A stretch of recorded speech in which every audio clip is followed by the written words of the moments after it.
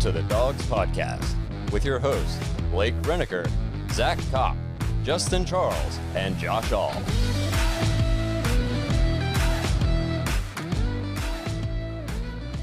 And welcome back to another episode of The Dawgs. If you'd like to get your intro on the show, head to thedawgspodcast.com. Tap leave voicemail in the drop-down menu. No intro today. We're running a little bit of a bare bones episode. As you can see, no Josh in the studio. We got producer Kyle in the studio again, 2 times in a row. Big thanks to Kyle for being here. Josh is actually in Jamaica right now. We're going to be recording this, sending it to Jamaica so Josh can upload it. So we're going global here, but that's why it's going to be a little bit more bare bones and stuff like that than normal. So we'll try to make up for it with sick content. The Browns lost a tough one to the Steelers this week. Before we have a mental breakdown with you all, though, remember to check us out on Facebook, Instagram, Twitter, and TikTok.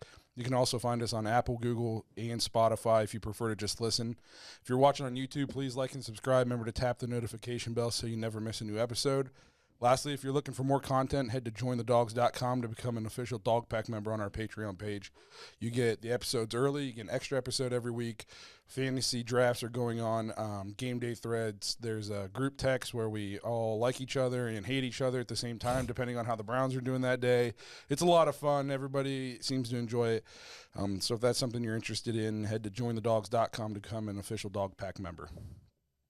So there was a game yesterday, because we're recording this on a Monday, and man, it was so bad. We're not going to do a what went right section. It was just what went wrong. Excuse me, I still have a touch of that illness. Yeah. So the first thing I want to talk about before we even get into score and what happened on the field, what did you guys think of showing up in costumes? So I listened to Cleveland Browns radio on the way home from the game. How many people did it? It was Miles. I know Miles was on it. Odell, and I think our kicker actually dressed up too. But that might be. That's all I know about. So here's my thing: is like it's Halloween. The stadium was encouraging the fans to dress up. Did you dress up? No, I did not. He showed up as a sad fan. Right. He might have showed up as a happy fan and left as a sad fan. Not sober. So, you know. Very nice. But here's my thing is for such a big game, an important game for the Browns, I don't know. If you just look at it, you go, really, it doesn't matter. But, I mean, it just kind of feels a little – I don't really care, but it just feels a little undisciplined. To me, it's the optics again. Just like we talk about I guess what I've talked about is if Baker's not playing well, it doesn't look good to be in every commercial. You don't show up to the game in costumes, especially a rival game against the Steelers. You know they're going to come in super fired up considering how we ended their season last year. Right. They've been talking all week about how they know what's at stake for them. And I don't know why the Browns didn't feel that same sense of urgency. Was at stake for us, which is extremely disappointing. So showing up in costumes to me is already a little bit like, I mean, I don't love it, but if we win, nobody's going to talk about it. But then we lose, and we lose embarrassingly. And Miles goes out to his press conference after the game, and he wears it again. Right. To me, it screams like, look at me. Well, we might have lost, but I had a sack. I'm still good. Right. I don't know. And that's not typical Miles. I did not like that. Yeah. I mean, when it came to the costume thing, I mean, I guess I didn't look at it as too much, but I can see what you're saying. It just was like a sour taste in your mouth. Like, they felt like they were good enough to wear costumes to work today instead of just like being prepared for arguably the biggest game of the season to this point for the Browns was this week against the Steelers. And then obviously what transpired on the field wasn't great. If I played in that game and we just got whooped like that, you wouldn't be worried about putting that costume together? No. I'd be coming to my post-game press conference like somber, head down, get in, get out so I can get back to work. To show back up in your cape? Here's the thing is, he probably didn't bring another outfit with him. That's true. Yeah, that's probably what he wore. Yeah, he's like, crap, I got to put this back on. He's like, wow, I really messed up today. There's so much Browns gear laying around. Somebody could have thrown him a T-shirt. Yeah, I feel it, bro. Yeah, I mean, it just – and then Ben makes the comment after the game like, I was going to tell him he can keep his graveyard. I'll take the W. It's like we did not need to give them locker bulletin board material. Yeah. And so to me, that was disappointing. It honestly, did it affect what happened on the field? No. but Again, it's just optics. It's just once you get your butt whooped, I don't want you to come out in a cape in your post-game press conference.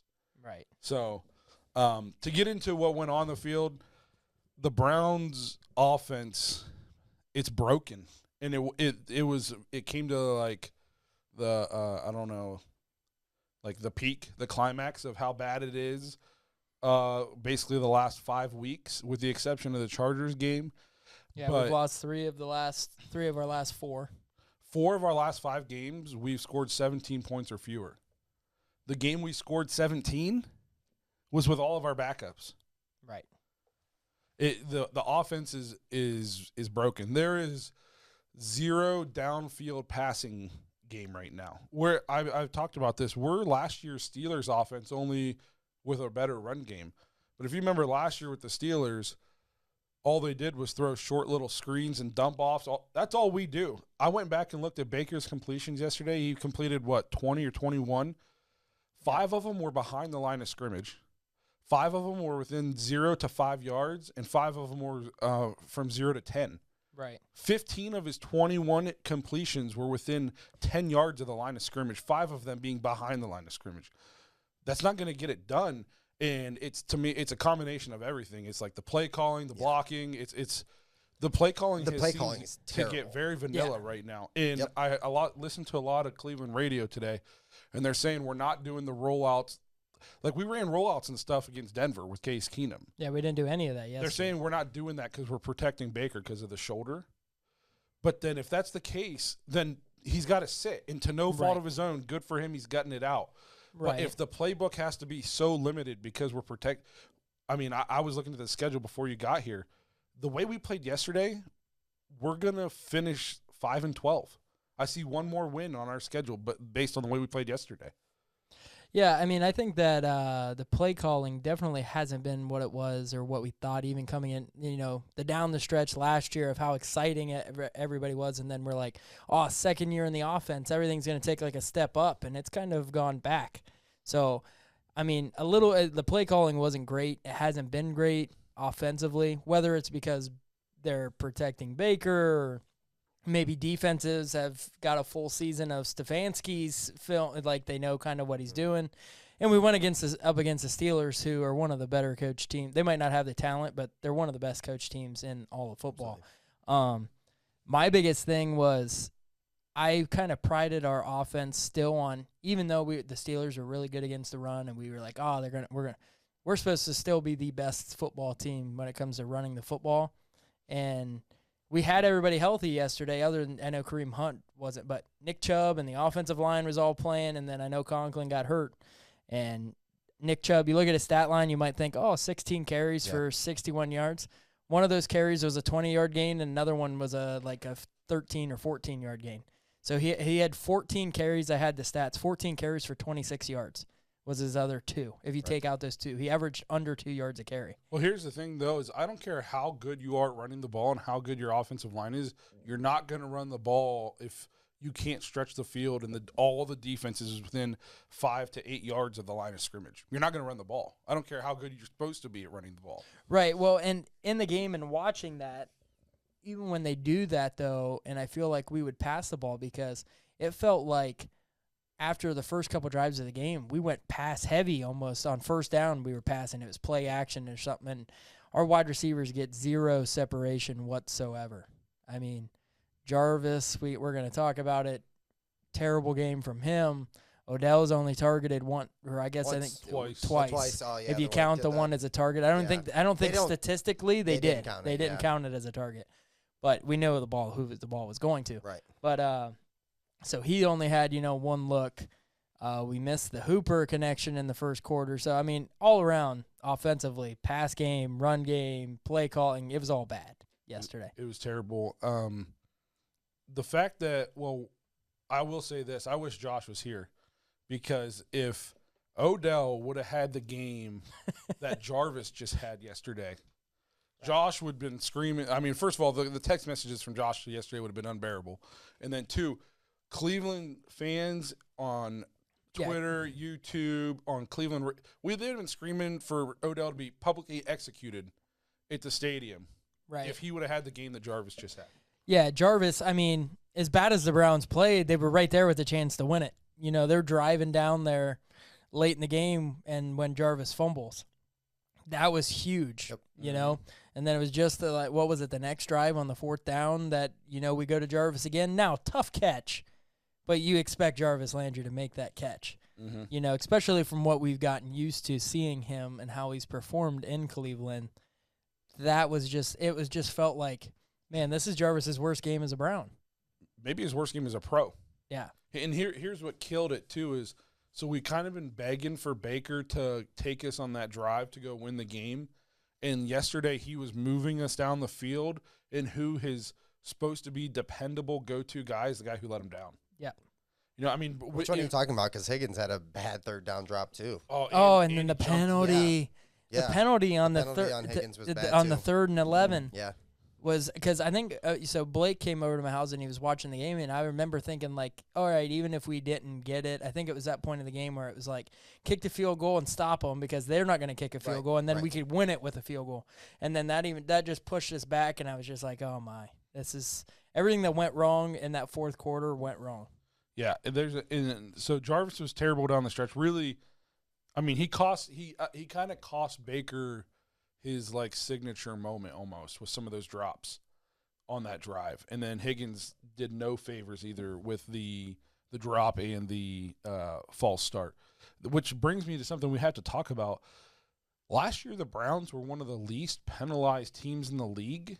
And now we are, I don't know if we have the most penalties in the league, but yesterday they said it multiple times in the broadcast, we have the most penalty yards. So even if it's not, we have to be close to the most penalties. Right. But even if we're not those penalties, we're still the worst in yardage. So many of them are pre-snap penalties. It is, and to me, like I've defended Stefanski a lot, but I ripped Freddie for how undisciplined we were. Yeah, and yesterday was a game where it just felt like we looked unprepared. Yeah. The entire game, in every aspect of the game, except who we've dogged on all year. Now we know the Steelers' offense isn't great, but the defense, I mean, it feels bad saying that, man, if the defense could have got one more stop. But if they can get that stop, I mean, Pat Freiermuth or whatever the heck his name is, that catch he made on 4th down, crazy, insane catch. But if we get that stop, we get the ball back with the lead. Yeah. So, I mean, it just sour taste in your mouth about the whole game. Go ahead, bro. No, go ahead. So the even worse part about all that, too, like the whole thing is, so we're sitting there, it's the 3rd quarter, Steelers fan, like, sitting right behind us, chirping all game. And it gets annoying, but then he, like, starts getting updates on his phone. He's like, oh, man, hey, our kicker's out. Like, we're screwed. We have to we cannot even kick a field goal. And so we're watching it happen, 4th downs, you know, they're keeping the offense on the field. Even with them not even having a kicker, and we knew exactly what they were going to do, they still came all the way down the field and got it. Now, I know they didn't get the 2-pointer, but still. Here's what's crazy is if we don't hit the kicker, they probably just kick the field goal instead of going for the touchdown. Yeah, probably. then it's 12-10. Yeah. So if you think about it, this has happened against the Steelers before where so we injure their kicker, and I don't want to say we didn't injure anybody on purpose, but excuse me, something that's supposed to go our way ends up coming back to potentially bite us. I feel like that's happened before where we were like killing Big Ben, and then we hurt him, and then the backup came in and torched us. Yeah. So it's just like, man, it just always happens against them. Yeah, so I got the penalty. We have 54 penalties. The league leader is the Eagles with 60. So we're right there. We're 6 penalties behind. But we do have the 4th most yards against. So going into yesterday's, we were 1. So some people must have had some bad games yesterday. Right. But that's inexcusable, especially I wish you could get even more of a breakdown between like pre-snap penalties, 2nd in the league, 22. Tampa Bay is 23. Which is crazy that Tampa Bay is up there. Yeah, so definitely a lot of laundry been thrown in the Browns games. A lot of flags on the field. And I know early in the year we were like, well, we're so penalized because we're getting called for terrible penalties. Pre-snap penalties, there's nothing the refs can do about those. Right. those are all mental. Yep, discipline. So where do you guys stand too then if we're going to talk play calling and offense? If the playbook has gotten vanilla and we're holding back because we're protecting Baker in his shoulder because he's injured, where do you stand on should we continue to do that or should he sit? So here's my thing. 2 games ago, up until the Arizona game, I think that there was still some mobility. I don't think it was as bad as what it is now as far as his shoulder. Mm-hmm. I think that Arizona game really, because even before that, the Chargers game, the Chargers game, there was glimpses, there was moments. Right now, I'm kind of like, if it's that bad, and I know that Baker's potential is better than Case Keenum's, but man, it's not. I don't think it's going to get better at this point. Like it literally is a surgery thing.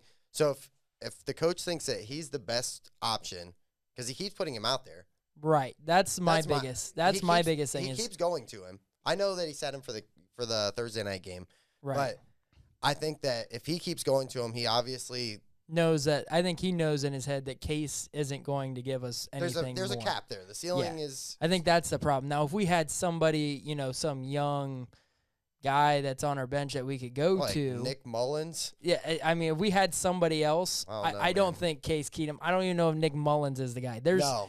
Call me crazy, but this time last year we're talking about how good of a signing Case Keenum was because he could come in and do the job. Yeah. I know, but then I saw Case Keenum against Denver, who I didn't. You mean where we scored our most points out of the 4 of the last 5 games? I mean, I'm just saying. If Super Bowl's the top for you, bro, then can Case Keenum take the Browns to the Super Bowl? Here's the thing, Super Bowls. No, there is no Super Bowl talk this year. I know, but I'm just saying. I'm saying what can help us not go 12 or 5-12, and I'm not saying. And the thing is in this game, Baker actually he played okay, but the playbook. If the playbook is so limited because the fear of the injury, we need to open it up. I get people were talking to me about his completion percentage yesterday. All we throw is screen passes. Right. Well, I mean, I don't think that you can always put that on Baker. I mean, if they're calling screen. To me, it's if Stefanski feels so feared to roll him out and expand the playbook and call the full playbook, then he either needs to get over that and open the playbook up, right, or he needs to sit Baker and put in the quarterback that he feels comfortable with doing that. Because this half in, half out isn't going to cut it. For me, it's more painful to sit there and watch them maybe run the ball twice and then do a little 3-yard screen. My thing is I'm completely with you. Go open the playbook up, and if Baker goes out there and he can't perform and he throws 3 picks, then we know, hey, he's not healthy, sit him. Yes. But here's the thing is, I'd like to see that. Yeah, I don't know if Stefanski's going to do that. Yeah, I know. That's the way I feel right now too. It's like if he's going to be out there, then it needs to be 100% he's out there and we're playing and doing what we're supposed to be doing. And if you don't think he can do it, then you as the head coach has to make the tough decision to look at him and say, I'm not playing you because it's putting the team in a bad position. I can only use 10 pages out of my 150-page playbook. I mean, 20 of the completions were within 5 yards. Right. Or 10. Yeah, I mean, I didn't think Baker looked bad yesterday really throwing the football. Obviously, I think they've probably told him, hey, you can't, tuck it and run or don't do something crazy and try to extend the play for, and run around. And I don't think – because you saw it yesterday, where he felt pressure – or there was a guy that hit him, he pretty much just went down. He was like, I'm not going to fight and give that extra until he needed that first down run. Then you saw the Baker glimpse, and Blake made the comment and was like, I love this guy. Just wishes he was better at football sometimes. And again, he didn't play awful yesterday. He was let down by a lot of the people around him. Well, he'd have completed. I think if you take out the 3 drops, he'd have completed almost 75% of his passes yesterday. Yeah, which again, I make the argument. I don't care because Big Ben completed 65% of his passes last year. And nobody thought he had a good season. Right. When all the passes are within. And the problem, maybe that's not necessarily a Baker thing. Maybe it's because all the pass plays being called right now are screen plays and little dinks and dunks and checkdowns. I think we see that a lot. It needs to get opened up. Because it's almost like predictable on like 3rd down and 13. We're not really thrown to the sticks. It's like, all right. If Kareem Hunt was in there, we're throwing to Kareem Hunt, and he's getting 5-6 yards, and then we're fighting the ball. So, go ahead. My big thing, too, is I don't think that our receivers can get any kind of separation down the field for past 10 yards. Like, I mean. And we're dogging on Jarvis a little bit because he had a bad game. I don't know if he's fully really healthy either. I mean, he did just come off IR. So who knows, if Savansky was like, man, we really need to have Jarvis for, the short yardage situation. We got to play. And Jarvis said he was good to go, but maybe he was only 80%. I don't know all those inner workings of how healthy. Jarvis is healthy enough to play. Right. Is he 100% Jarvis? That I don't know. Do we have anybody that's going to be better than 80% Jarvis on our roster? Probably not. No. Well, and here's the thing, too, is yesterday I'm super excited about just seeing the O-line 100%. Like, maybe we can protect a little bit. Maybe we see some downfield opportunities, and we just never did. No. And Baker had pressure A in his lot. face a lot. Yeah. We didn't look good. That's we just got to open it up. Because, like you said, if we open it up and Baker can't do it or he gets hurt because we're trying to do it, then at least we know. Right. Then at least we know what the issue is. But we can't just we can't get by thinking, okay, maybe if we just take it easy for the next, 4 or 5 weeks, find a way to somehow be in the playoff hunt, Baker will be a little more healthy, and then we'll open it up. Because you might be too far back. No, here's the that thing. point. The remaining teams on our schedule have a win-loss record of 40-20. Like I said before we even came on, with last year when we went on our stretch, so we struggled at the beginning of the year last year. And then we went on a stretch where we ripped off all those wins, and Baker looked great, and the offense looked great. We played the worst teams in football. Right. We had the by far the easiest schedule down that stretch. We weren't afforded that this year. I was looking at our schedule before we came on. Our schedule is one of the more difficult ones. Like even in our division, like the teams we play, that the Ravens play and the Bengals play, we can play most of those teams all on the road. Yeah. And the Ravens get to play them all at home. Yeah. Is what it feels like. Like every game's at home for them. But, I still hold out hope. I think that the Bengals game, that game, like a lot of people are pegging the Browns of automatically losing that one because the Bengals are playing well. Nah, bro. Nah. So I'm noticing. There he is. Here's my thing: is I'm noticing this trend where if we play a team that is solid defensively, the offense is atrocious, and then if we play a team that has a quarterback that is average to above average, the defense is terrible. Well, I'm looking at the teams we play. The Bengals have a pretty good quarterback and a great offense. So if we're going to win this game, in my opinion, we're going to have to score a lot of points. Can we do it? We'll see. Right. The Patriots, are we going to score on them? They just held the Chargers to very low and made Justin Herbert not look that great. It's just another tough game we got to play on the road. We got to go to New England. So then we play the Lions. That, to me, I mean, if we lose the Lions, heads will roll. Stefanski might be and then we got he'd be on the hot seat if we lose these next 3 games. Like not like hot seat as in being fired, but hot seat of being like First Take will be talking about it. What's going on with him? More. Yeah. And Is he Matt Nagy 2.0? Yeah. And then there's back-to-back games against the Ravens with the bye in between. Right now, are you picking us to win either one of those games? Currently, right now, I still like the home one. The Raiders got an above-average quarterback. Yep. The Packers, they got an Hall of okay Famer. quarterback. He's okay. And then the Steelers, who just kicked our butts at home. Hall of Famer. Yeah. Another Hall of Famer. And then Joey Buckets. So if you look at here on paper, yes, we can still win a lot of these games, but I'm going based on what I've seen up to this point in the season and what I just watched 26 hours ago, which was a putrid excuse of football. I think you can really only maybe count on one win for the rest of the season. Yeah, I got us at 7-5 at the bye. I'm sticking by that. So what you think we beat the Bengals and the Lions? 7-5. I don't know. I'm not picking. I don't know which game. 7-5. We're gonna be 7-5 after the first Ravens game. After Thanksgiving, we'll be 7-5 with the chance. And at that point, you'll be not gonna be leading the division, but you'll be in the wild card scenario. Sure. If we go if we're 7-5 into the bye, what you want is still attainable. Yes. Yeah. But I'm telling you, because with this team, if we can get healthy And let's say Baker somehow gets, the tendon or whatever, ligament, whatever, it's gone. You know, it needs surgery to be repaired. So he's pretty much playing with a brace on the rest of the year, and it's just going to be, hey, if you can tolerate the pain, and that's it. It's not really going to it's not going to be like, unless he'd break his collarbone or something like that, or break a bone.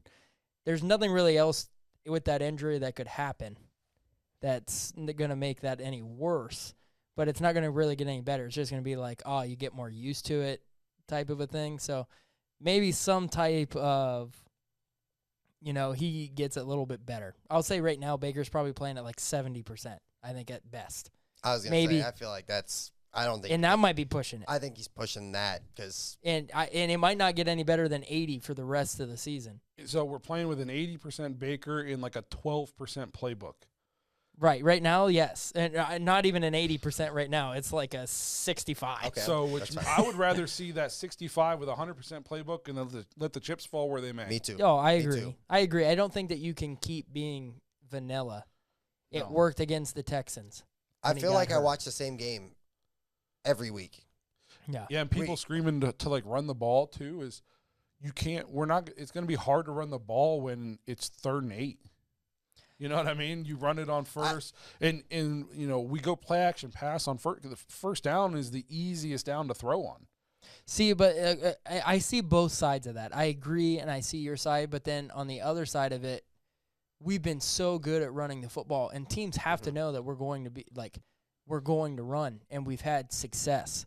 And then it's like Stefanski had no wrinkle, no anything to like put the defense on their heels. Now, say the downfield passing game is affected by the injury. There was like nothing. There was no, a trick play here or there to like make the defense stay honest at all. Yeah. In the entire game. And I don't know.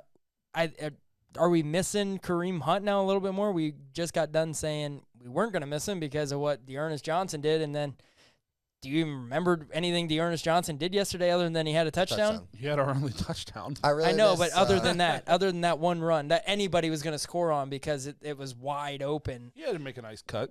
I feel like Nick Chubb scores on that. You know what I miss? Play, but I miss a week 1 Baker before against Kansas City. Yeah. Yeah, he looked good. He looked good week 1. Who hasn't against the Chiefs? Everybody, but I'd still like to have that.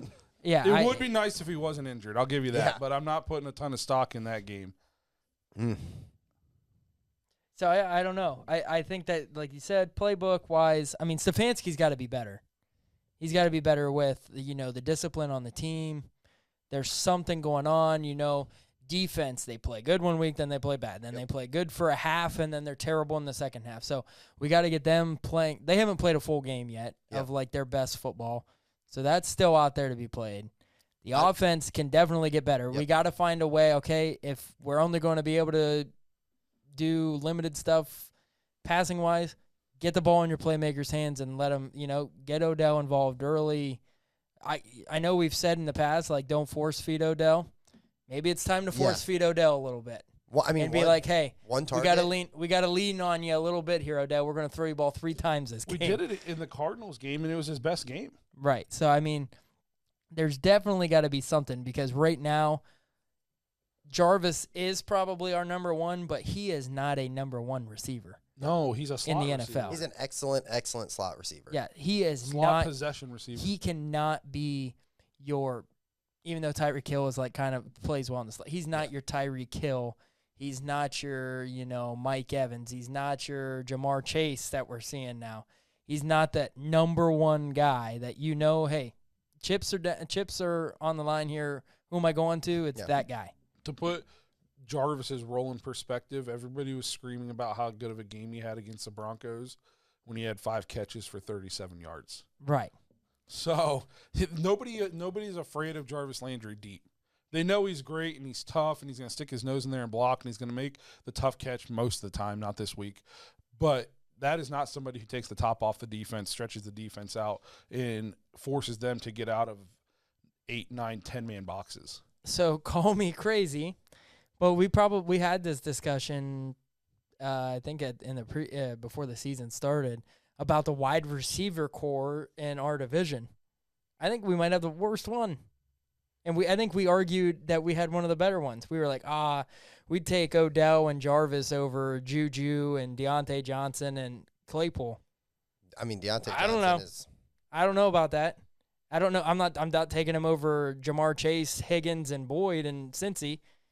No. And I might not be now taking him over Marquise Brown and Rashad Bateman in Baltimore, which is crazy to say. I mean, I think that the Browns at the wide receiver position, we were like super like, we thought like, we talked about Odell could have 1,000 yards. He could have 10 touchdowns and all that type stuff. And it's like, maybe he'll get 400 yards. I think against the Chargers, he had, 2 targets? Yeah, it wasn't much. And then in this game, he had 1 target. So in 2 of our last 4 games, he's got less. He's better. It's like he's not on the field. He's a non-factor in the offense at all. It's insane. It's insane. And if you go back to his New York Giants days, you game planned for him. Yep. And now it's like he's just like, it's Odell, but what's the difference between him and Peoples-Jones? And the thing is it's all the receivers on our team. There's no receiver on our team who is playing well or has any kind of significance in the offense. I mean, let's go look at these receiving numbers. David Njoku's still the leading receiver on this team. For all the crap Odell Beckham catches from Browns fans, he's our second leading receiver. He missed 2 games. Which is crazy to even think about. I saw somebody commented the first 2 weeks, he'd be our leading receiver. Right. Probably. Somebody commented that I liked, or I saw a tweet or something out there, and it was like, well, the Browns receivers really aren't any good this year. They should just always run 3 tight end sets because they only throw the ball within 5 yards. Just run like the wing T. Just have everybody at the line of scrimmage. About to put like 2 tight ends, 2 wing backs, and a running back. Yeah. Like Kareem Hunt at a wing and Dearness at a wing and shove the eye back. You could sprinkle Johnny Stanton in there somewhere. Run like the Coshocton Redskins wing T. But, I mean, Njoku's look good. I'd say right now, halfway, through the season, I'm keeping Njoku over Hooper. Yeah, I agree with you. Hooper and his money can walk. So, Hooper has 18 catches and Njoku only has 20. The difference is Hooper he catches 3-yard catches, and Njoku actually does run with the ball. Hooper has 169 yards, and Njoku has 323. So 2-1. Some of that you have to take into account that Njoku had 1 really great game. Well, he played well against the Chiefs in the first game when Baker was healthy. Yeah. He had a big game. His game was the Chargers. He had like 150. He had a big game there. Mm-hmm. So he's had 2 big games. Half of his yards are from 2 games. 2 games. Right. Half of them really are from 1. Right, yeah. So, I mean, we're saying he's playing so much better. He's just more of an he's more dynamic when you get the ball. We thought Hooper, we talked about him as being like that kind of that go-to guy on third downs, and we've seen that, but I need more than that out of an Austin Hooper who's, getting paid to be, he's probably one of the top paid tight ends in the league. You think I saw a thing that said we're paying him all this money to catch passes and stuff. He blocks. He does. Like 85% of our plays. Yeah, he does. He does really good at the blocking. It's to me, it's hard to say if our receivers are the problem or not, just because they're all bad. Yeah, so then it gets They're you in all- that. they're all So bad. I think a lot of Browns fans are out there and they're questioning themselves right now. You have the group that says that the wide receiver group's bad and the play calling's bad. Then you got another group that's saying that quarterback's bad and you're not going to win with this quarterback. It's the quarterback's fault. And it's just kind of like, well, just pick your poison on which one you want to say, because really you could probably pick any of them right now. It could be a combination of all of it. Yeah, I mean, you could literally, and then you're like, well, look at what they did last year and the stretch they went on. Okay, but it doesn't give you an answer for what's going on right now in this season. Like last year, played great. You know who else looked good last year? The Miami Dolphins looked good last year. They got 1 win on the year. Yeah. So you can't really always just compare the year before. I don't care about, because if we're going to, well, look what we did last year. Where does it end? Well, look what we did the year before. Right, yeah. Right. Where does it end? Right. So I'm looking at, we have played 8 games this year now. The sample size for this season is big enough Yeah, you got to forget about what happened the last 8 games of last year. Yeah. Or somebody will be like, well, if you look at Baker's stats over the last 20 games, he's done this, this, and this. Okay, well, what's he done in the last 8 games? That's the most recent ones that matter. But I don't know. I still believe in the team. Like I said, I think we're gonna get 7-5 at the. I think that'd take us into the bye week, right? 12 games. I think we have our bye week's 13. So, we got some tough games obviously in there where we got to figure some stuff out. So. I think that, Stefanski's got to take a long look in the mirror and see what's going on, what can I do, what game plan, is it the playbook situation? Is it that he's got to get Odell more involved, all those things. Because Conklin now, we talked about, he's out for at least a few weeks because he had a dislocated elbow. He's out. Hans is going to probably start again. And he was atrocious. Yep. T.J. Watt, he should have tweeted out what Von Miller tweeted out. And now he's a member of the Rams. Von Miller got traded to the Rams. See, I like that with the Rams, though. They know the windows now, and they're just all in. Yep. They're like, I don't care. All we're spending all. Third, who cares? We don't need them. We don't need any money for the next 5 years. Yeah. We'll take the first overall pick after 2 seasons from now because they're not going to be any good. But I don't know. I think that tough game, with Cincinnati coming up. But I don't know. Is Cincinnati kind of like that team that just – are they like the Oakland Raiders of the last couple of years, like super hot at the beginning of the year, and then now that they lose some games that where you're like, oh, they should win? Because there's probably a lot of people thinking they should beat us. Oh, for sure. Oh, they're the favorite probably going in the game. Yeah, favored by 3. So, early line. Well, before we got a little bit more to talk about this game because there's some things. But before we get into that, I want to remind you guys to check out Symbol. Head to symbol.com/dogs, DAWGS. Right now, your deposit on Symbol is 100% refundable up to $500. Deposit anywhere from $1 to $500. Experience the stock market for sports. Check it out. See if it's something you like. If you don't like it, say you lose all your money, you get it all back. It's risk-free, 100% refundable, up to $500 for your first 90 days. Check it out, symbol.com/dogs, DAWGS. There's also Pick 3 leagues on there. It's getting a little late if you want to win it, but it's still fun. You're going to go to teammates in the lower left-hand corner. Then you're going to tap join/create league in the upper right-hand corner. Look for our league. It's called the Dawgs Podcast League.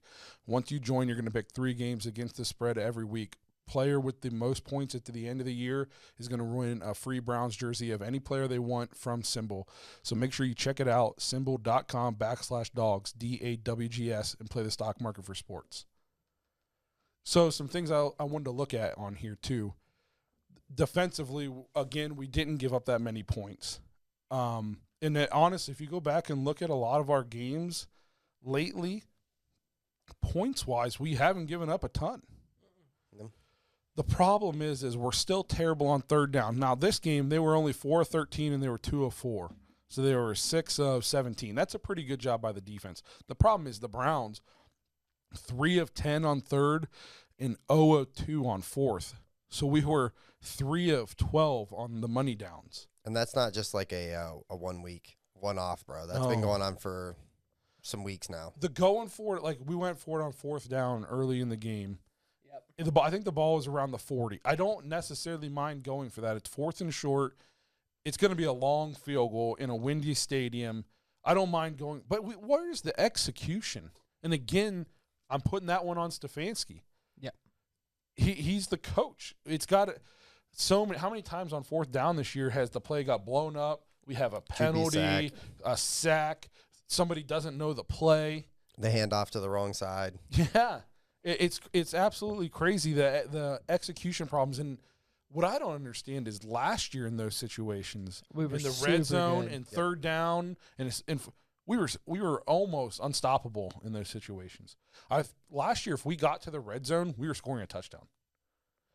And this year, that is not the case. Defensively, I thought we would get way, way, way more pressure on Ben, considering how bad their offensive line is.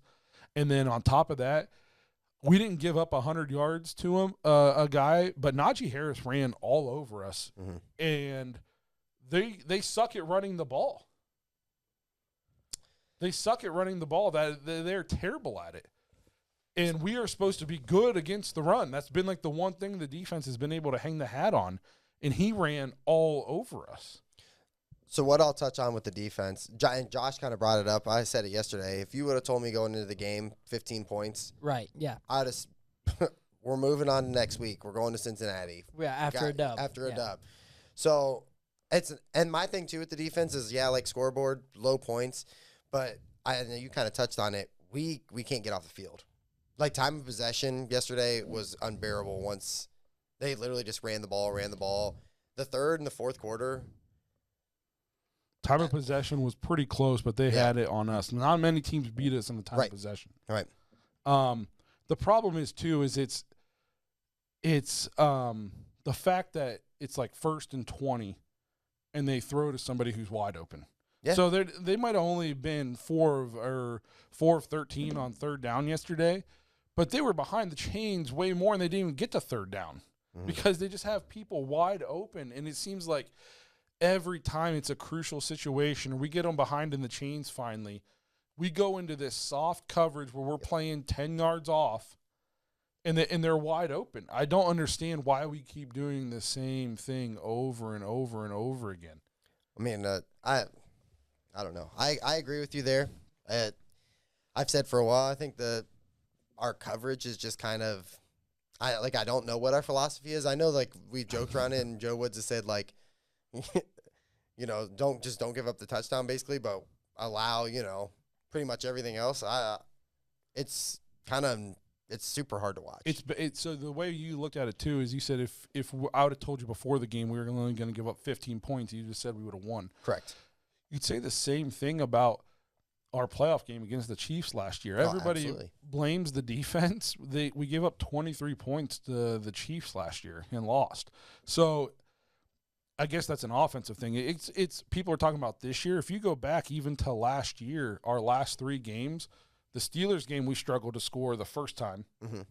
Second game we scored a lot of points, but let's be honest, the Steelers gave us a lot of those points. Yep. Okay, and then we go into the Chiefs and we struggle to score points again. And then we came out this year and we are struggling to score points. So it is not just a this year thing.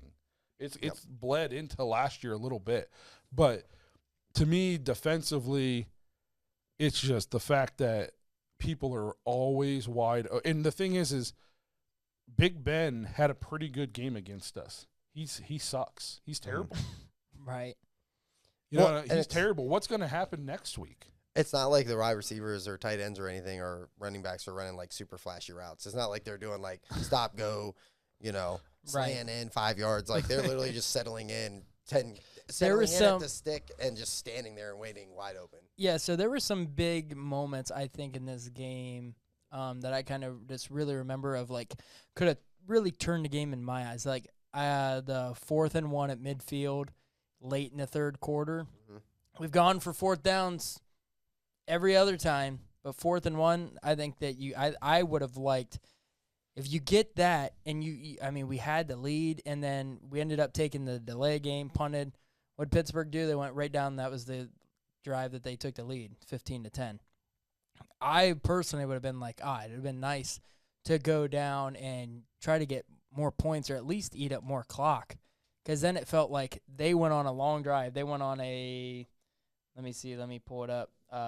So we ended up punting back to them at the end of the third quarter. Then they went on a 13-play, 83-yard drive to score.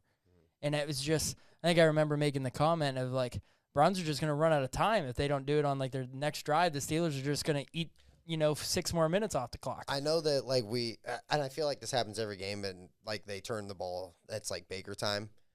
I looked at the clock, and I felt comfortable. Even after, like, the Jarvis fumble, I was like, hey, I know that I don't want to say I was confident. Right. But I was like, hey, we have a legitimate shot to defense did their job. Yep. We have all of our timeouts.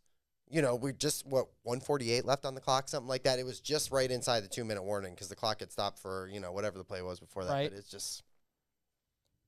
And then the other play that really stood out for me, I'm trying to remember when it was that it happened. I can't remember exactly. I think it might have been their first drive of the second half, was the interception. The Malcolm Smith and Grant Delpit running into each other would have gave us the ball on, like, the 25-yard line. And right there, and I mean, just big moments like that, and, our defense. I just feel like we never get that play from our defense where it's like that critical turnover that leads to like almost immediate points. We really don't get turnovers at all. We don't ever. That's the thing I was going to talk about. The defense is we only sacked him twice yesterday. The guy who can't move. The guy who can't move, we sacked twice. Right. I think Miles got to him once. Yep. And I don't remember who the other one was. Part of the problem we can't get sacks, but we get pressures is because we don't cover anybody. Right. So it's hard to get there in less than a second every time. Right. Yeah. You get there and he throws it to somebody who's got 6 yards of separation. Yeah. And then we don't force turnovers. No, we do not. Our defense. What was the last turnover? I guess you could say the John Johnson interception of Teddy Bridgewater just gave to us. In last year, the defense was atrocious, but I felt like at least early in the season we were very opportunistic. At one point last year, we led the league in forced turnovers. Yep. Nowhere near that this year. And we're supposed to be better. Right. And Grant Delpit can't tackle. He was a little better yesterday. Oh, the one play, though, he comes up, and if he makes the tackle, it's like a 2-yard gain. Instead, he doesn't break down, whiffs, and the guy runs for 15 yards. Grant Delpit all of a sudden can't tackle when that was what he was like good at in college. And Greedy Williams might be our best tackler, and the biggest knock on him coming out of college was that he couldn't tackle. So, like, what the hell is going on? Right. I feel that. It's just so depressing. In the game, it's just like. And, of course, the thing that makes it worse is it was to the Steelers, who was supposed to be the cellar dweller of the division this year. Big Ben's done. And they're ahead of us in the division. Like, why is it that they can find ways to win, but we can't? Yeah. We're so much better on paper than they are. But they can just come out and they can get wins somehow, grind them out, find ways to win. Even if it's ugly and it's close, it doesn't matter in the NFL. It's a win. But we can't grind out any wins. We can't get any close wins. We get the ball back a minute, 48 timeouts, no bueno. Doesn't matter. Right. It's so disheartening, and like I just can't take this anymore. Jeez, you okay? I'm gonna go. Hold on, I'm gonna go. I was gonna say, let me get you a hotline. Can we cut? Can we cut? No. God. But man, it's just so like yesterday. It's all right. When we beat Cincy this week, you'll feel a lot better about it. Man, I hope so. Yeah. Because you'll come in here all fired up, excited. Baker's the man. Yeah, you'll be jamming the music on the way here, excited to come do the podcast. I feel like I didn't even talk about him today. No, yeah. Yeah. Because it wasn't on him. Yeah, it wasn't on him. I don't think he played amazing by any stretch of the imagination, but whenever we gave him the ball back with a chance to go get it, he was actually making some throws, but we dropped them all. Yeah, he did his job twice. He took him down the field for the Jarvis fumble, and then defense gets a stop. And he takes him right back down the field again, and then Jarvis with a couple big drops. And I can't fault him for lack of downfield passing if we don't call downfield passing plays. Right. So, sometimes I think he misses open people. Yesterday's game, I thought he played just okay, but I think he was handicapped by some bad play calling and a million drops. So that's why I didn't touch on him today. So go easy on me. Katie's going to love that about you. I'm just saying. So to me, and it was an embarrassing loss. They looked like they were way more prepared. They looked like they were more physical. They knew what was on the line, and we just came in thinking it was just any other game. I don't know what it is, too. I'm waiting for a game where we kind of don't come out super flat. I feel like the crowd's excited. Every game that I've gone to, I've just kind of, wanted to take a nap, like, after the first quarter. It's just... The only game we came against Denver, we came out, went right down the field, and scored. Yeah. And other than that, I don't know. But, we're just kind of rambling about the same stuff now, so I think it's a good time to wrap it up. Unless you guys got other things you want to touch on. I don't got anything to say. Get this done with this week, on to Cincy. Bury this tape. Either that or make them watch it on repeat all week. While you're hitting them with rulers. For anybody that tuned in last week, Barry's never going to come back because he was bad luck. Yeah. Yeah, thanks for everybody who checked us out on Friday night, by the way. That actually worked out really well, and I know it was Friday night, and we still had a lot of people watch, so thanks for being here for that. So we'll go ahead and wrap this thing up. I know it was a tough game for everybody. Thanks for checking out another episode. If you can't tell, we're mentally defeated right now. So thanks for being here with us to help us get us through it. For all you Dog Pack members, we'll see you on the After Hours show. To everyone else, we'll see you in a few days when we preview the big matchup with the Bengals.